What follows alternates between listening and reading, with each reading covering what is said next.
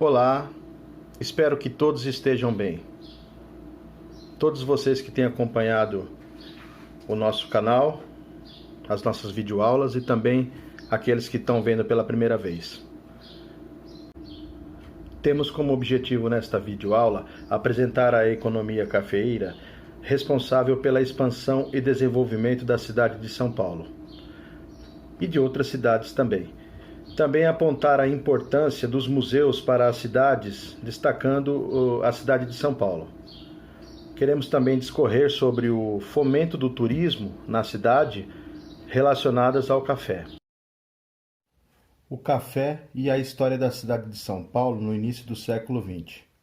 A economia cafeeira é o fator que desencadeou o desenvolvimento que levou a capital paulista da nona cidade do Brasil em 1872 até a metrópole global de hoje. A cultura do café, introduzida no Brasil no século XVIII, se disseminou pelo sudeste e sul do país, gerando enorme riqueza e recriando hábitos e costumes. Cultivado inicialmente na região de Belém, o café chegou ao Rio de Janeiro. De lá se expandiu, atingindo a província de São Paulo, onde se consolidou como base da economia do país nos meados do século XIX e primeiras décadas de XX. Plantada em vales e montanhas, proporcionou o surgimento de novas cidades e a dinamização e crescimento de muitas outras. Foi o café responsável pela introdução da ferrovia no estado de São Paulo, construída para escoar o principal produto de exportação brasileiro. Trouxe também aproximadamente 4 milhões de imigrantes entre o final do século XIX e início do XX, vindos especialmente da Europa. A riqueza que fluía pelos cafezais acelerou o desenvolvimento do país e se evidenciava nas elegantes mansões dos barões fazendeiros, nas grandes construções urbanas, na difusão das artes e na importação da cultura europeia, nos teatros erguidos na capital e nas novas cidades do interior paulista.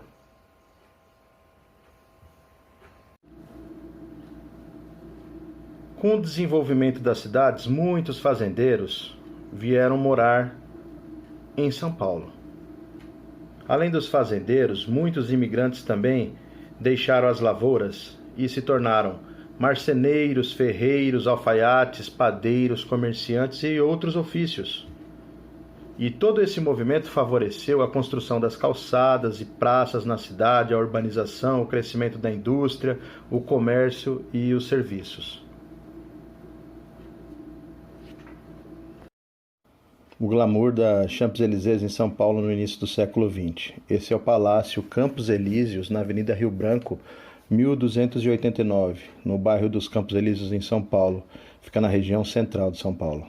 O bairro dos Campos Elíseos, primeiro a ser planejado na cidade de São Paulo, foi projetado pelo engenheiro Hermann von Puttkamer, em terras da Chácara do Bambu, dos alemães Frederico Glett e Victor Notman. O Palácio dos Campos Elíseos, residência do rico fazendeiro Elias Antônio Pacheco e Chaves, foi projetado em 1896 pelo arquiteto alemão Matheus Hausler. Construído com o luxo e requinte das mansões dos cafeicultores, o palacete foi construído em 1899, com colunata e capitéis evocando o renascimento italiano e cobertura de mansarda, com nítida influência francesa do século XVII. Em 1912, o governo estadual adquiriu o imóvel, passando a ser utilizado como residência de governadores, sede de governo e atualmente como Secretaria da Ciência, Tecnologia, Desenvolvimento Econômico e Turismo do Estado de São Paulo. Sofreu algumas intervenções e um incêndio em 1967. Na videoaula passada nós falamos sobre o turismo nas fazendas cafeeiras. E nesta nós vamos falar aqui sobre um projeto da cidade de São Paulo e de visitações temáticas, dentre elas o café, né? E aí ele vai falar sobre a história da cidade. É um projeto super legal, e ele se encontra no site www.capital.sp.gov.br. Este é um panfleto do projeto do Turismo nos Roteiros Temáticos da Prefeitura de São Paulo. A seguir eu selecionei alguns lugares que são visitados neste roteiro turístico. Este é o edifício Martinelli, em São Paulo. Ele foi construído em 1929. Na São Paulo, que crescia com o dinheiro do ouro negro, quando inaugurado em 29, ele era o mais alto edifício do mundo fora dos Estados Unidos, condição perdida apenas em 1936. Inicialmente de autoria do arquiteto húngaro William Fillinger, o projeto de 12 andares foi alterado pelo próprio empreendedor da obra, Giuseppe Martinelli, que tinha a meta de 30 andares e atingiu ao construir a sua mansão no topo do prédio, assim demonstrando aos desconfiados que, apesar de tão alta, a construção era segura. Havia neste exato local o Café Brandão, um dos mais marcantes da época.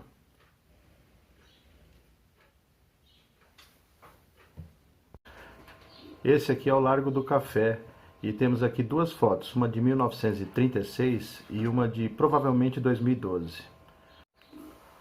No Largo do Café, o café era comercializado numa espécie de bolsa informal, mas em 1914 foi instituída a Bolsa Oficial do Café lá em Santos e ela se tornou a maior praça cafeeira do mundo. Atualmente, hoje, temos no Largo do Café bares e cafeterias muito animados após o horário comercial, onde se pode saborear um bom café.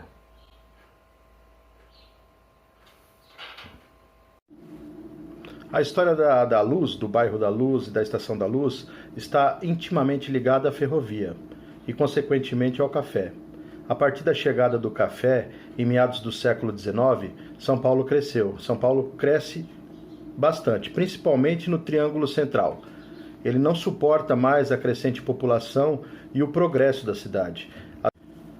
Assim, a Estação da Luz, aquele bairro da Luz, com essa expansão, ele deixa de ser um ponto apenas de parada dos tropeiros para incorporar-se ao cenário urbano. Lembra do Barão de Mauá? Em 1860, por iniciativa dele, Irineu Evangelista de Souza, um homem empreendedor e grande impulsionador da indústria brasileira, começou a construção da ferrovia ligando Santos a Jundiaí, ou seja, para escoar o café do interior paulista até o Porto de Santos. Esta obra ela foi concluída em 1867, já sob o controle da empresa inglesa The São Paulo Railway Company.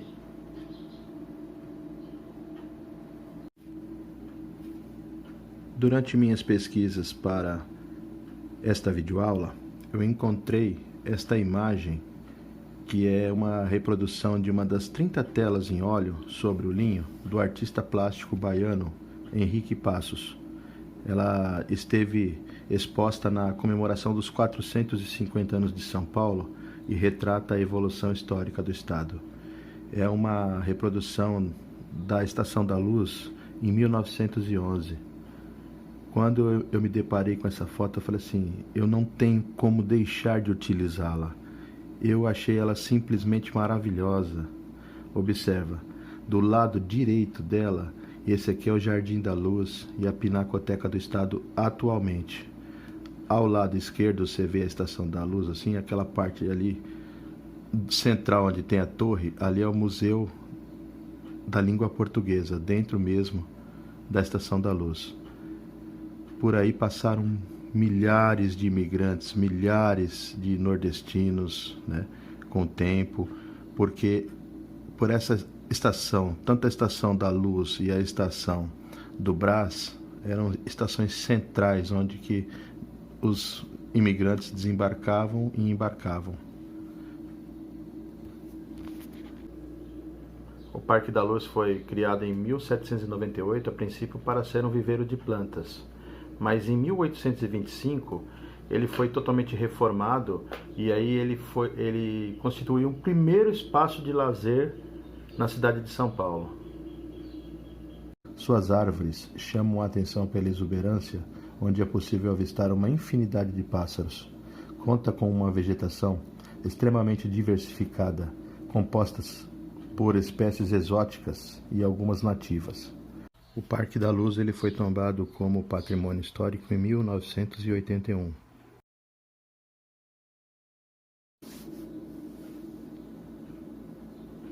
À esquerda temos a Estação da Luz e à direita temos uma foto da região da Luz, na Avenida Tiradentes, no início do século XX. Observem as mansões, as residências dos ricos fazendeiros. Atualmente essa paisagem foi quase em sua totalidade modificada, restando poucos casarões. Na Avenida Tiradentes temos a Pinacoteca do Estado, o Museu das Artes Sacras e também o Museu da Língua Portuguesa, na Estação da Luz. É uma avenida principal que liga o centro de São Paulo à Zona Norte. Estrategicamente, nesta avenida, temos o 1º Batalhão de Choque da Rota, instalado em um quartel de 1891. E do outro lado da rua, o comando da Polícia Militar, o Copom. São Paulo crescia tanto em população quanto em edificações, em construções. Essa aqui é uma foto de 12 de setembro de 1911.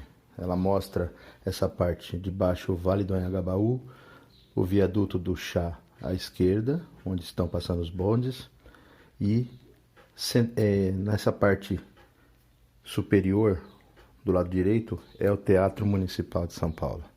Quero destacar o importante papel de alguns imigrantes italianos, artistas plásticos e de outras pessoas que construíram inúmeros monumentos na cidade de São Paulo por conta da comemoração do centenário da independência, em 1922. Então, São Paulo teve muitos monumentos, muitas estátuas feitas por imigrantes italianos, escultores. E toda vez que eu penso no Teatro Municipal de São Paulo, eu não tenho como deixar de lembrar o que aconteceu nele em 1922, a Semana de Arte Moderna.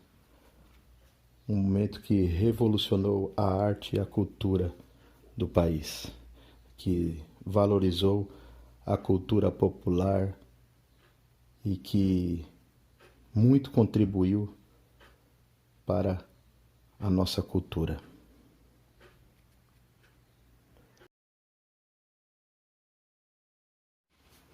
Eu não podia deixar de falar sobre a expansão da cidade de São Paulo sem falar da Avenida Paulista.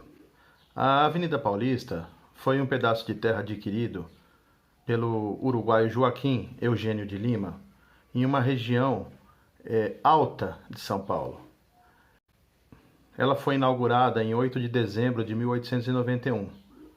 Uma ampla, larga e arborizada avenida, ou seja, um bulevar, em uma região alta de São Paulo com vista ao Rio Pinheiros, ao Pico do Jaraguá e ao centro de São Paulo. À esquerda uma foto de 1905 e à direita uma foto mais recente.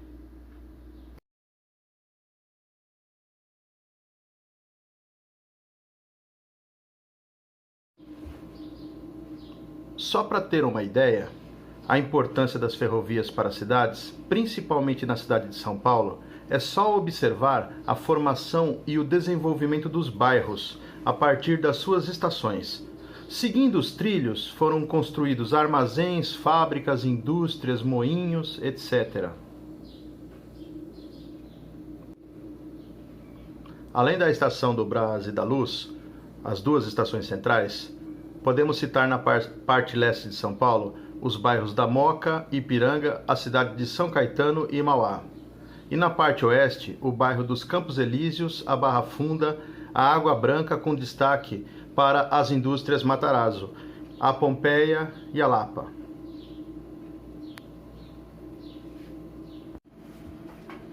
Nesta videoaula, nós apresentamos o desenvolvimento da cidade de São Paulo por conta da economia cafeeira.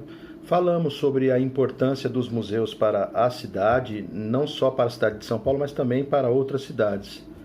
E discorremos também sobre o fomento do turismo na cidade de São Paulo e relacionado ao café. É isso aí, pessoal. Eu tenho somente a agradecer a vocês e espero que vocês também possam curtir a nossa videoaula e deixar os seus comentários. Isso é muito importante para nós, para que possamos melhorar. Espero muito que vocês tenham gostado. Deixe aí o seu like para nós. Também faça os seus comentários, caso você não tenha gostado, tenha faltado algo, se você quer contribuir com alguma informação. Faça os seus comentários, deixe os seus comentários. Eu só tenho a agradecer a vocês todos. Até a próxima videoaula.